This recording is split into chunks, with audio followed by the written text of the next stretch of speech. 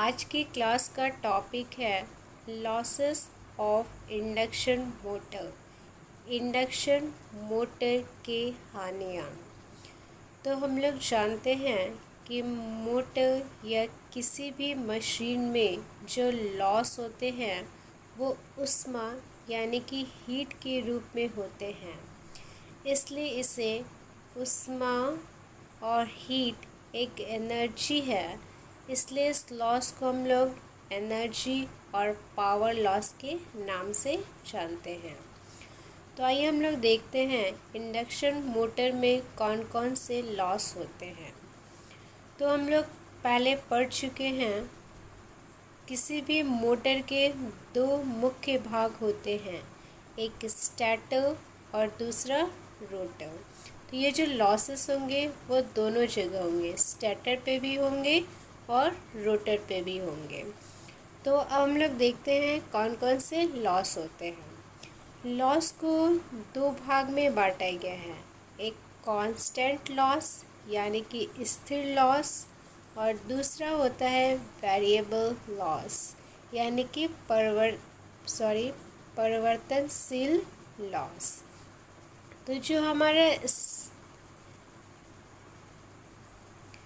तो जो हमारा कांस्टेंट लॉस है यानी कि स्थिर लॉस है, इसके अंतर्गत आता है कोर लॉस या आयरन लॉस।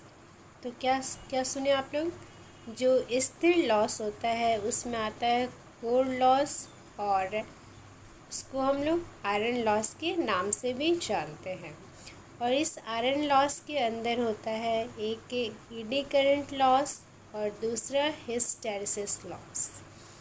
जो एडी करंट लॉस होता है उससे बचने के लिए हम लोग लैमिनेशन करते हैं, कोर का लैमिनेशन करते हैं। और हिस्टैरिसीस लॉस से बचने के लिए हम लोग सिलिकॉन स्टील का, हाई ग्रेड सिलिकॉन स्टील का कोर बनाते हैं। तो जैसा कि हम लोग देखें अभी, कांस्टेंट लॉस के अंदर आता है आयरन लॉस और आयरन लॉस के अंदर आता है एडी करंट लॉस और ये हिस्टैरिसीस लॉस। तो ये जो कांस्टेंट लॉस है वो आपका स्टेटर पे भी होगा और रोटर पे भी होगा। तो रोटर पे, स्टेटर पे जो ये लॉस है वो ज़्यादा होता है और रोटर पे ये लॉस कम होता है, क्योंकि ये जो आयरन लॉस है वो फ्रीक्वेंसी पे निर्भर करता है और स्टेटर का फ्रीक्वेंसी यानी कि स्टेटर के सप्लाई का फ्रीक्वेंसी रोटर के फ्रीक्वेंसी से ज़्यादा होता है, इसलिए स्टेटर पर कांस्टेंट लॉस यानी कि आयरन लॉस ज़्यादा होता है। तो दूसरा लॉस होता है वेरिएबल लॉस यानी जिसका वैल्यू बदलते रहे, और इस वेरिएबल लॉस के अंदर आता है कॉपर लॉस। कॉपर यानी कि हमारा जो वाइंडिंग करते हैं वो कॉपर के तार का होता है, इसलिए इसका नाम कॉपर लॉस रखा गया है और इसका फॉर्मूला होता है I²R। तो ये डिपेंड करता है करंट के मान पर, और यदि करंट का मान बदलता है तो इस लॉस का भी मान बदलता है। तो आइए देखते हैं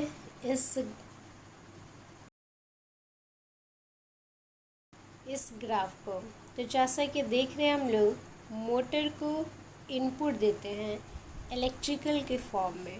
मोटर को हम लोग इलेक्ट्रिसिटी यानी कि इलेक्ट्रिकल एनर्जी देते हैं। तो इसके बाद क्या होता है, उसको स्टेटर को हम लोग देते हैं इलेक्ट्रिकल एनर्जी। तो स्टेटर के अंदर कुछ जो एनर्जी या पावर है वो कॉपर लॉस के फॉर्म में और आयरन लॉस के फॉर्म में खर्च हो जाते हैं, और जो पावर बच जाते हैं खर्च होने के बाद वो चला जाता है रोटर के इनपुट में, यानी कि रोटर को हम लोग देते हैं। अब जब हमारा पावर पहुंच गया रोटर के पास, तो रोटर के अंदर भी होता है रोटर का कॉपर लॉस। और जैसा कि मैंने पहले बताया था, यहाँ पे आयरन लॉस बहुत कम होता है, जिससे हम लोग ना के बराबर ले सकते हैं।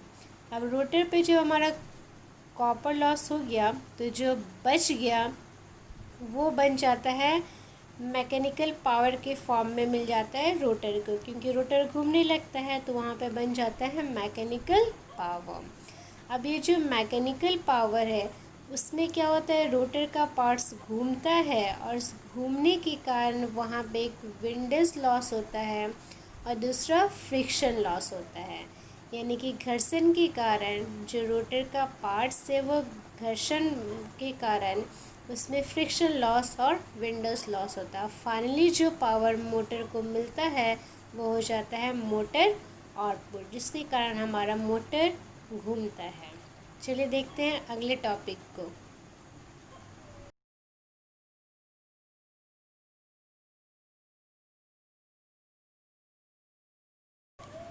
तो यहाँ देखिएगा, जैसा कि लॉस हम लोग पहले बताया था मैंने, इंडक्शन मोटर में जो लॉस होता है वो दो तरह का, एक स्टार्टर के पास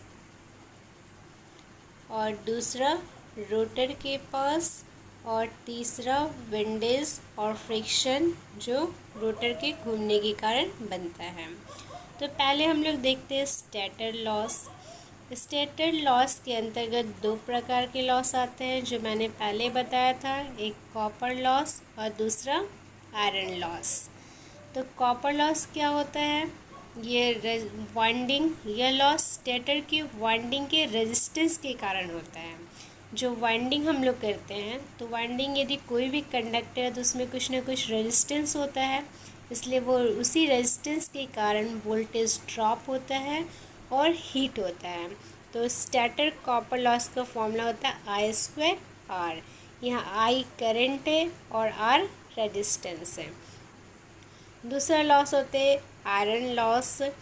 इसके अंतर्गत हिस्टैरिसीस और एडी करंट लॉस आता है। हिस्टैरिसीस लॉस को कम करने के लिए हम लोग लैमिनेशन करते हैं, और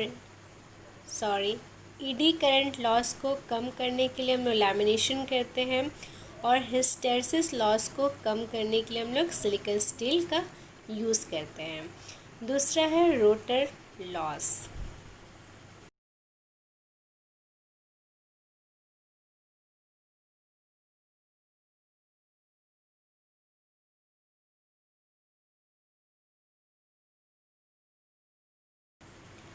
तो रोटर लॉस के अंतर्गत भी दो प्रकार के लॉस आते हैं, एक कॉपर लॉस और दूसरा आयरन लॉस। लेकिन जैसा कि मैंने पहले बताया था, इसका फ्रीक्वेंसी कम होता है, इसलिए यहाँ पे आयरन लॉस बहुत ही कम होते हैं, जिसको हम लोग नेगलेक्ट करते हैं, यानी कि उसका काउंट नहीं करते हैं।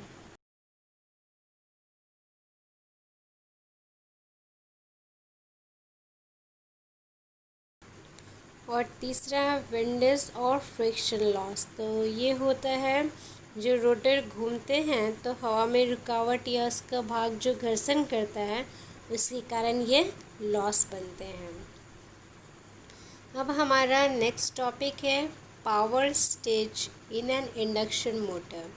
किस किस प्रकार से पावर हम लोग देते हैं, इनपुट देते हैं, और कौन कौन सा लॉस होने के बाद पावर बचता है, और फाइनली हम लोग को कौन सा पावर मिलता है, यही है power stage in an induction motor. तो देखिए यहाँ पे पहला दिखाया गया है, ध्यान से देखिएगा। P1 जो है वो मोटर को हम लोग इलेक्ट्रिकल पावर देते हैं। हम लोग सभी लोग जानते हैं मोटर इलेक्ट्रिकल एनर्जी को मैकेनिकल में कन्वर्ट करता है।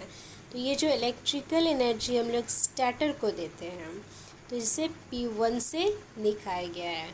उसके बाद स्टार्टर में कॉपर लॉस और आयरन लॉस हो जाता है, तो जो हमारा पावर बचता है वो चला जाता है रोटर के पास, जिसे P2 से दिखाया गया है। अब रोटर के पास भी हमारा कॉपर लॉस होता है और कोर लॉस हो जाता है। कोर लॉस नेग्लिजिबल होते हैं, मतलब नहीं के बराबर होते हैं। उसके बाद क्या होता है, जो पावर बचता है वो मैकेनिकल पावर के फॉर्म में बन जाता है, जिसे PM से दिखाया गया है। अब ये मैकेनिकल के कारण क्या होता है, रोटर घूमने लगता है, और रोटर के घूमने के कारण वहाँ पे फ्रिक्शन और विंडेज लॉस हो जाता है, और फाइनली जो रोटर का आउटपुट मिलता है वो होता है P आउटपुट, जो फाइनली पावर वो देता है। तो हम लोग देखिए, P1 है स्टार्टर का इनपुट, P2 है रोटर का इनपुट, पीएम है जो मैकेनिकल पावर यानी कि मोटर का जो रोटर घूमता है जिस पावर से, और फाइनली है पी आउटपुट मैकेनिकल पावर जो मोटर के द्वारा मिलता है। तो आज का वीडियो यहीं समाप्त होता है। यदि हमारा वीडियो आप लोगों को पसंद आता है तो इसे लाइक, शेयर और सब्सक्राइब ज़रूर करें। चलिए फिर मिलते हैं अगले वीडियो के साथ।